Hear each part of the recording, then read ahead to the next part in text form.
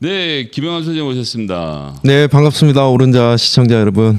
제가 최근에 어디서 봤는데 책을 내신다고요? 네.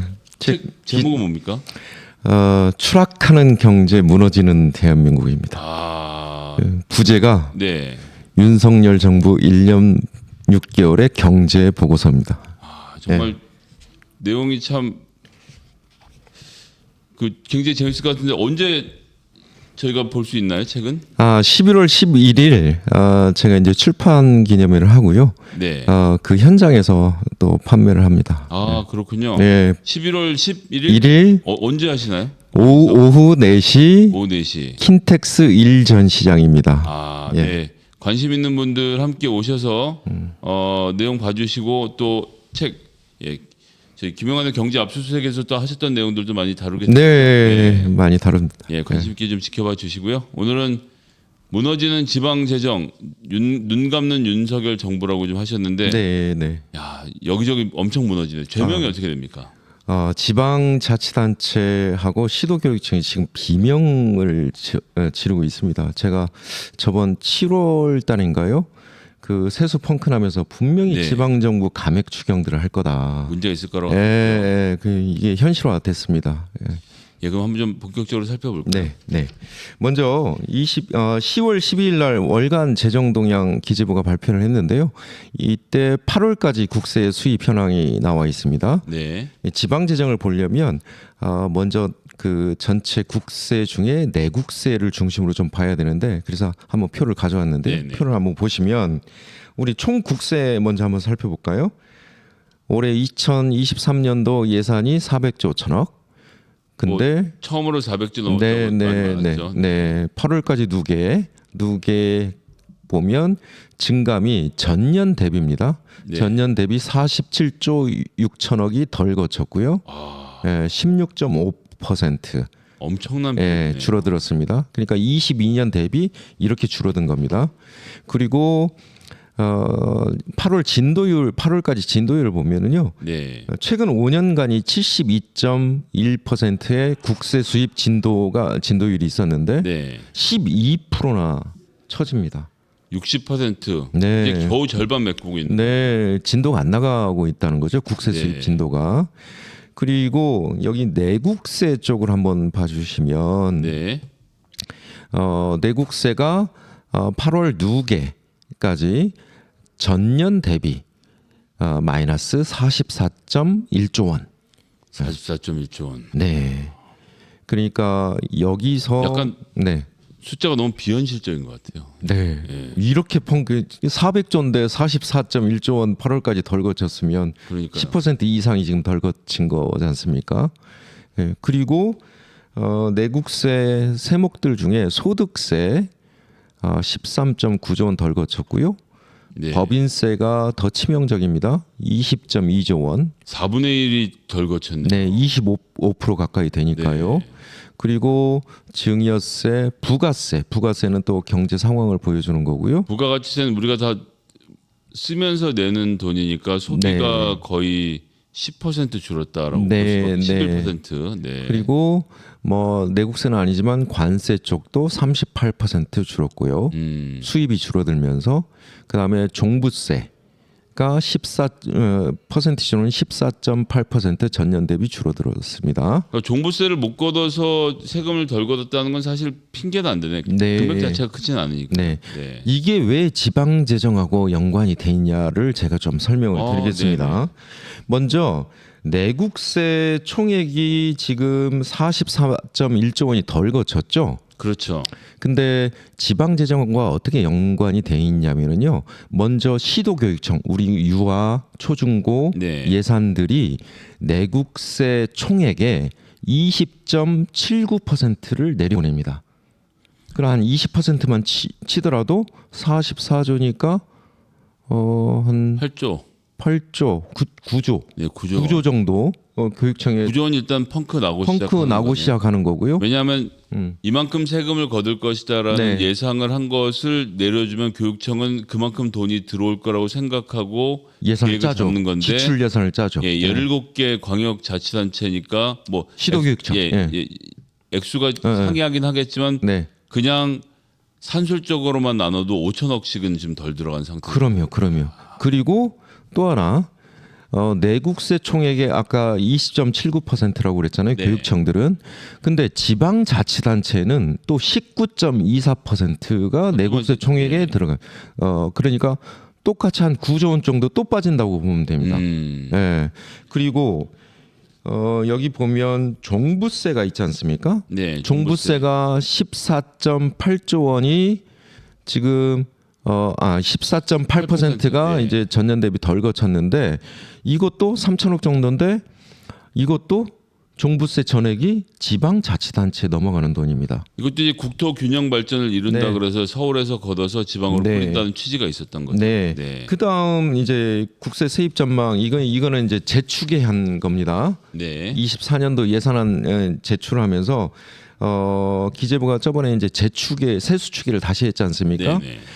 그리고 24년도 예산안을 이제 제출했는데 23년도 예산안은 내국세를 그대로 여기서는 좀 써줬어요. EP에서는 네. 44.1조 원이 이제 펑크 난 거고요. 그다음에 24년도 예산안을 보면 23년 대비 36조 내국세입니다. 내국세. 네. 내국세 라인 네. 내국세 라인 보면 네. 36조 2,930억이 펑크 났잖아요. 그렇죠. 전년 대비. 전년 대비. 그러니까 24년도 예산하니까 올해 대비. 그러네요. 예산안 대비입니다. 네. 실제 펑크 난 거는 아니고 펑크 난 예산 대비가 아니고 23년 본 예산 대비 애초에 세워놨던. 그러니까 내년도도 내국세가 이렇게 줄어들면 어떻게 되죠? 한 40%, 20%는 교육청, 20%는 지방자치단체. 내년도도 안 좋다는 거겠죠. 내국세가 10%나 지금 깎여서 걷게로 그렇죠. 하고 있는 거니까. 네. 그다음에 그 밑에 보면 그 종부세 한번 볼까요? 종부세. 네. 종부세가 지방자치단체에 가는 거지 않습니까? 네. 자, 22년도에 6조 7,988억이었어요. 22년도에. 네. 근데 23년도 줄어들죠? 24년도 예산안에 얼마 담아놨습니까? 4조 1,098억 담아놨죠? 예산안에다. 그렇네요. 네. 그러면 2조 한 6천억 정도가 22년 대비 줄어드는 겁니다. 그러네요. 그러면 이 종부세는 다 지방자치단체에 가는 건데 2조 6천억이 내년도에 22년도보다 2조 6천억이 덜 내려보내준다. 이 얘기가 되겠죠. 문재인 정부 때하고는 완전히 다른 다른 지방 정부. 네. 그래서 제가 이제 그 한겨레 신문에서 좀 나온 거를 좀 그 스크랩 해가지고 좀 온 건데요. 연도별 이제 지방교부세 그러니까 지방자치단체입니다. 행안부 네. 소속. 근데 22년도를 보면 81조 449억이잖아요. 그러네요. 근데 23년도 세수 재추계한 결과에 따라서 올해 얼마가 내려가냐면 63조 7천억. 15조 원 펑크 하나. 그러니까 15조 거네요. 네. 81조니까 18조. 18조 정도가 덜 내려간 겁니다. 17조. 네. 이게 코로나 이전 2020년을 제외하면 꾸준히 우상향으로 올라가던 그래프인데 네. 그걸 지금 윤석열 정부 들어서서 확 단숨에 꺾어버렸습니다. 네, 말 그대로 꼬라박는 수준이네요. 네, 단숨에 꺾어버렸습니다. 그래서 그다음에 24년도도 23년도와 비슷한 수준. 그러니까 22년 대비로는 또 한 뭐 15조 정도 그러네요. 부족한 상황이죠. 그러면 제가 이제 그 지방자치단체 수입을 한번 좀 보겠는데 그 밑에 그 지방자치단체 수입만 한번 글로 한번 그리는데 한번 보여주시면 지방자치단체 수입은 어떻게 결정이 되냐면요. 아까 얘기했던 지방교부세 있지 않습니까? 네. 이 지방교부세는 내국세 총액의 19.24%하고 종부세 전액이 들어가고요. 네. 소방안전교부세라고 해서 담배에 부과되는 개별소비세가 있지 않습니까? 네. 거기에 45%가 지방교부세로 들어갑니다. 그런데 내국세 총액의 19.24%가 되게 큰 거죠. 엄청 비중이 예. 크죠. 네. 그다음에 지방자치단체 수입 중에는 지방세가 있습니다. 지방세를 잠깐 그 그림을 한번 보여주시면은요. 지방세는 도세하고 시군세가 있습니다. 네. 도세는 이를테면 보통세, 목적세 있는데 보통은 경기도 같은 경우는 취득세가 되게 큽니다. 부동산 관련된 예, 취득세 이게 되게 크고요. 시군세 중에는요. 지방소득세하고 재산세, 자동차세, 담배소비세, 고양시 같은 경우는 이런 세수가 있는 거죠. 네네. 예, 그래서 지방자치단체 수입을 다시 한번 그거를 보여주시면 지방교부세하고 지방세, 그 다음에 국가에서 보조해주는 국고보조금, 그 다음에 고양시 같은 경우는 경기도에서 아까 경기도 세금 걷잖아요. 네. 거기에서 경기도 조정교부금을 고양시에 또 내려주는 거거든요. 네. 근데 요새 고양시가 2회 추경하고 있습니다. 그래서 제가 그 어저께 우리 지역 시의원하고 통화를 해서 야 고양시 얼마나 줄었니? 물어봤더니 딱 2회 추경 보니까 지방 교부세가 225억 원 감액입니다. 아이구나 225억 원이면 적대한 돈이네요. 예. 예. 그러면 경기도도 굉장히 지금 세수가 부족한데 경기도도 고양시에 내려주는 조정교부금이 줄어들겠죠. 그러겠네요. 그래서 제가 물어봤더니 160억 원 또 감액 추경을 하고 있습니다. 아 그럼 두 개만 합쳐도 385억 원. 그렇죠. 고양시 한 하나만. 400억 정도가 고양시가 네. 지방 그러니까 국가로부터 오는 지방 교부세와 국가로부터 경기도로 가서 또 경기도 세수하고 합쳐서 고양시로 내려주는 조정교부금이 이렇게 한 400억 정도가 감액된 겁니다. 네. 그러면 고양시가 이 정도면 전국의 지자체들은 지금 비명을 그러겠네요. 지르지 뭐 않겠습니까? 다른 시도라고 다를 게 하나도 없는 거죠. 네. 그러면 이제 그 고양시 뭐 지방자치단체 봤으니까 지방교육재정 교부금 보면은요 올해 본 예산이 75조 7천억이에요. 네. 그런데 지방자치단체처럼 세수 재추계를 해보니까 올해 11조 원이 줄어듭니다. 거의 비슷한 상황이죠. 갑자기. 네, 갑자기. 네. 그러면 사업 다 잡아놨는데 갑자기 11조 원을 시도교육청이 줄여놓으면 17개 시도교육청이 있지 않습니까? 그럼 그러네요. 거의 뭐 한 8, 9천억씩 다 줄여야 되는데. 게다가 네. 여기는 평균으로. 경직성 경비라고 하는 항상 쓰는 돈도 많이 있잖아요. 그러면 교사 인건비가 대부분입니다. 그렇죠. 예. 그리고 나머지가 뭐 여러 재원들이 좀 있지만 지방 교육세도 있고 뭐 토지 뭐 이제 분담금도 있고 뭐 이런 것들 넘어오는 돈들이 네. 있지만 이게 거의 교육청 예산의 70%입니다. 내국세의 20.79%가 교육청 예산의 한 70%를 차지하고 있거든요. 네. 굉장히 경직적이에요. 네, 네. 근데 이거를 갑자기 11조 원 줄이면 그나마 있는 사업 예산들은 어떻게 합니까? 안 될 말이죠. 예. 그래서 이런 부분들이 지금 감액 추경을 지금 진행하고 있다. 그러면 기재부는 지금 어떻게 하고 있냐? 제가 박스 쳐놓은데 한번 보시기 바랍니다. 이게 기재부의 보도 자료네요. 네, 보도 자료입니다. 예.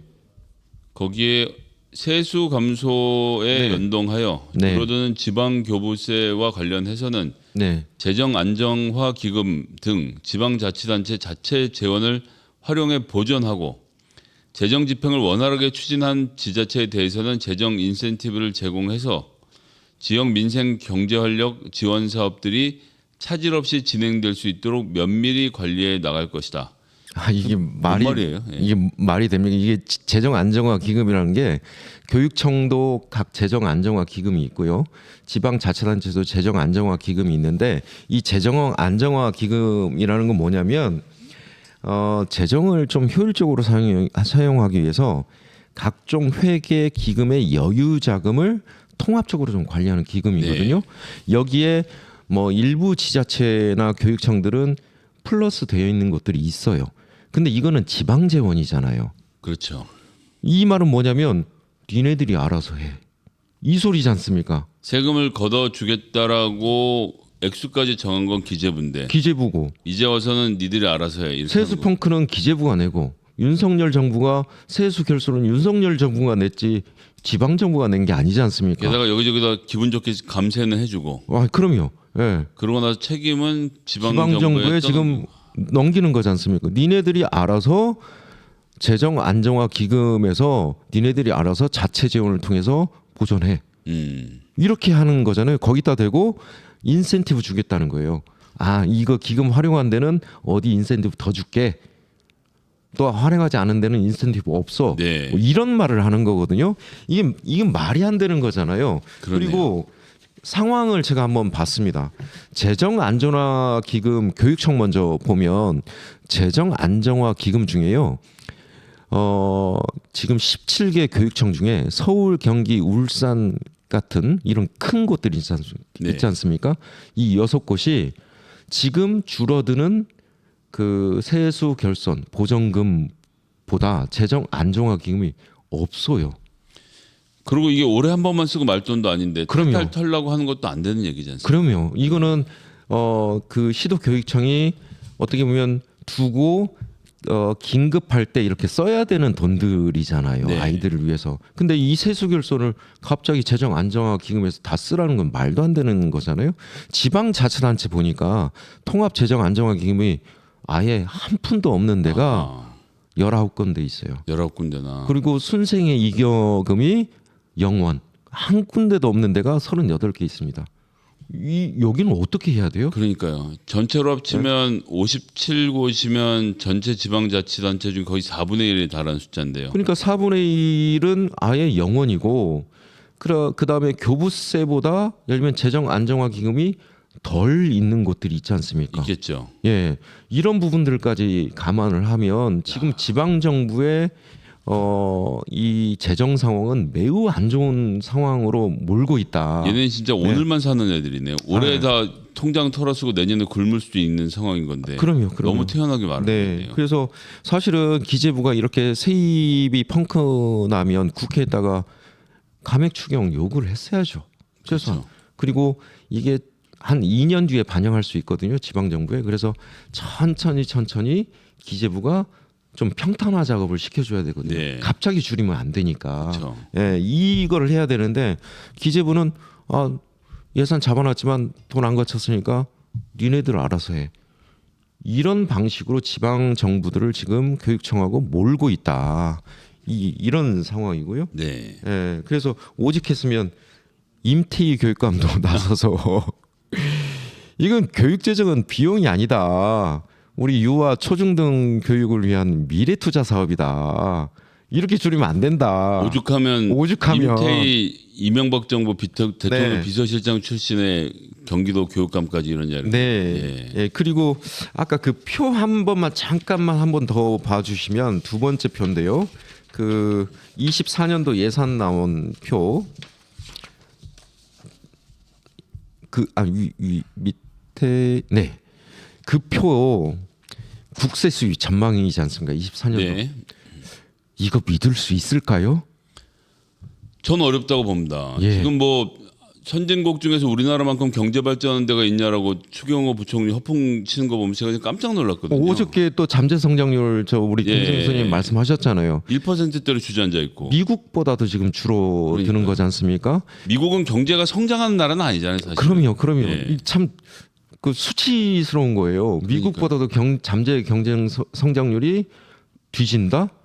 그리고 일본보다도 우리가 실질 경제 성장률이 뒤진다. 그것도 20몇 년 만에 일이고. 그럼요. 그래서 지금 OECD, IMF도 지금 내년도 한국 경제 성장률 전망치를 계속 내리고 있잖아요. 또. 근데 이 예산안을 제출했던 시기에는 그 내리기 전에 경제 성장률을 바탕으로 네. 분명히 예산안을 잡았을 거고 지금 기업들의 법인세 이렇게 내는 실적들을 감안하지 않고 전년도 22년도 실적들을 바탕으로 예산을 분명히 잡았을 거다. 네. 그러면 그러니까 24년도 예산안에 나타나는 내국세나 총국세 수입 예측치가 저는 이것도 믿을 수가 없다. 그러면 결과적으로 또 우리 어려운 민생 돌볼 예산이 적어지고 부자 감세는 해주고 이런 상황. 그리고 지방 정부에는 그 결손을 또 떠넘길 거고 이런 악순환이 반복될 거다라는 생각이 듭니다. 지방자치까지 어렵게 만드는 정말 종합적인 기술을 갖고 있는 네. 예, 전방위적 무능력자들이 아닌가 싶은 생각이 드는데요. 네. 야, 이거 어쨌든 돈은 필요한데 구형을 좀 어떻게 해줘야 됩니까? 저 일단 해외 순방비 좀 잘랐으면 좋겠습니다. 아, 뭘 아니 한 2배를 드리는 건 사실은 그것도 예비비에서. 아니 그러니까요. 아니 예. 지들도 1년 동안 어디 놀러 가는 아니겠지. 하여튼 일하러 갈 때를 잡을 거 아니에요. 잡아놓은 거가 2배가 늘어난다. 이 가능한 얘기입니까 이게? 지금? 가능하지 않죠. 왜냐하면 예비비를 쓴다는 건 뭐냐면 일정이 없던 걸 잡았다는 거잖아요. 야 어디도 한번 가자 이렇게 되는 거예요 지금. 그러니까 갑자기 어디 나라 가고 어디 나라고 예비비에서 쓸 수가 없거든요. 한국에 있으면 싫은 걱정이 늘어나니까 그냥 네. 딴 나라로 자꾸 네. 돌아다니고 싶은 심정인가 봅니다. 네, 그러니까 이 해외 순방비 지방 재정으로 쓰거나 민생 예산으로 좀 전용을 시키자. 예. 2023년 예산 249억 원, 거기에 예비비가 329억 329억 원. 거기다가 해외 순방 프레스 센터 지원 예산이 88억 원. 네, 그 이것도 예비비를 또 저 증액을 시켰더라고요. 예비비로. 578억, 예. 658억, 666억이네요. 아니 내년에는 1,000억 될 수도 있어요. 해외 순방 비용이. 예. 그 돈 지방에 내려봐야 엄발에 오줌 누기지만 좀 반성하는 의미에서. 네. 아 근데 또 한편으로 생각하면 자꾸 내치 신경 쓰지 말고 외국에 나가 있는 거 아니에요? 돈 주고 아예 나가 있어라. 예. 차라리 예. 라는 심정이 들 지경입니다. 네. 하여튼 오늘도 재미있으면서도 참 짜증나는 이야기 우리 김영환 소장님 모시고 들어봤고요. 책은 그럼 실물로 볼 수 있는 게 11월 11일 오후 예. 4시 킨텍스 일전시장에서 일전시장에 오시면 보실 네, 수 있습니다. 출판기념회를 한다고 하니까요. 네. 김영환 소장 응원하시는 분들 또 책 내용 궁금하신 분들 또 저희 김영환의 경제 압수수색을 아껴주시는 오른자분들 많은 관심을 부탁드리겠습니다. 오늘도 감사드리고요. 다음 주에 또 재밌는 내용으로 네. 부탁드리겠습니다. 고맙습니다. 감사합니다.